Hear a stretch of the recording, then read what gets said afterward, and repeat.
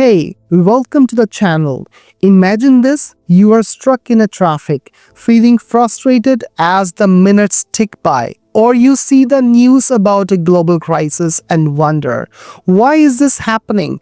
What if I told you that the key to understanding these problems and even solving them lies in one powerful idea, system thinking?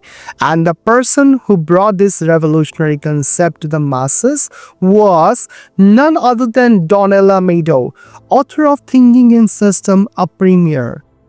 In this video, we are diving deep into the world of system thinking, which will change the way you view everything from your daily commute to the biggest issue in the society. So let's break it down and uncover the secret behind how everything is interconnected. So what exactly is a system? Let's start with the basics. According to the Donella Meadows, a system is simply a collection of elements that work together to achieve a common purpose or goal.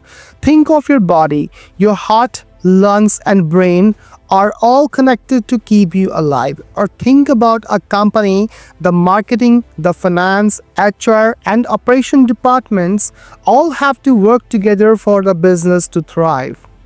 But here is where it gets interesting. Systems are everywhere, in nature, in our city, in our minds, and even in the global economy. The catch? They are a lot more complex than they seem at first glance, and understanding this complexity is where system thinking comes in.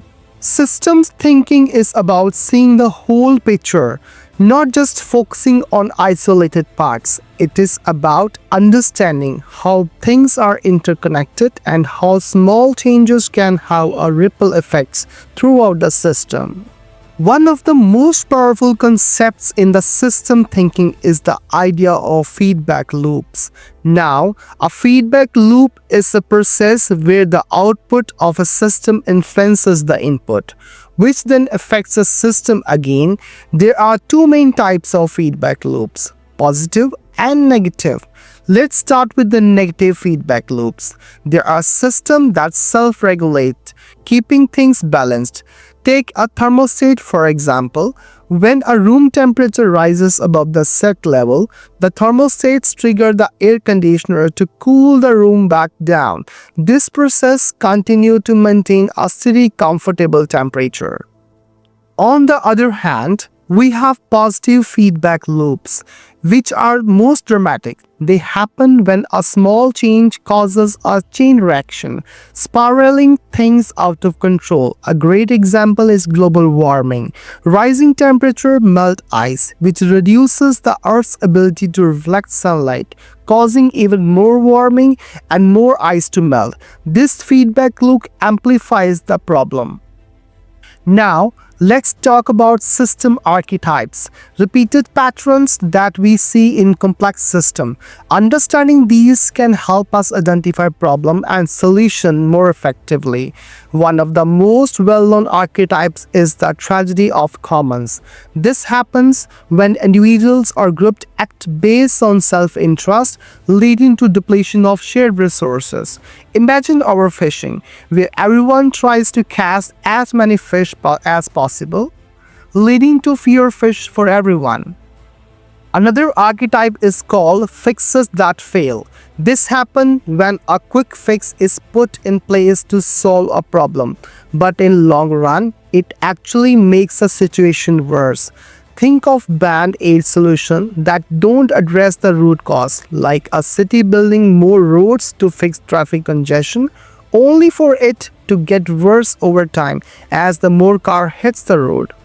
One of the most powerful ideas in thinking system is the concept of leverage points, places in a system where a small change can have a big impact. These are the sweet spots where one can interact and create meaningful change. For example, changing the rules of system, adjusting feedback loops, or even changing the mental models that guide behavior can all lead to massive shifts in how a system functions. The key is understanding where to apply and that small change for the biggest result. So, How do we apply system thinking to real-world problems? Well, take climate change for instance. Rather than just focusing on reducing carbon emission, system thinking encourages us to look at the bigger picture. We need to understand how carbon emissions affect not just environment but also the economy, public health and social system. By tackling the root cause of climate change rather than just treating the symptom, we can create lasting change. This kind of thinking also applies to businesses, healthcare, education, and even more personal relationships. And it's all about seeing the interconnections, understanding the feedback loops, finding the leverage points, and where we can create positive change. So why should you read Thinking in System by Donella Meadows? It is not just a book about theory, it's about a guide to understanding the world around us. It teaches us how to break free from the linear thinking and start seeing the world as a complex system of interdependent parts. By adopting a system thinking mindset, we can solve some of the world's most pressing issues from environmental crisis to social challenges.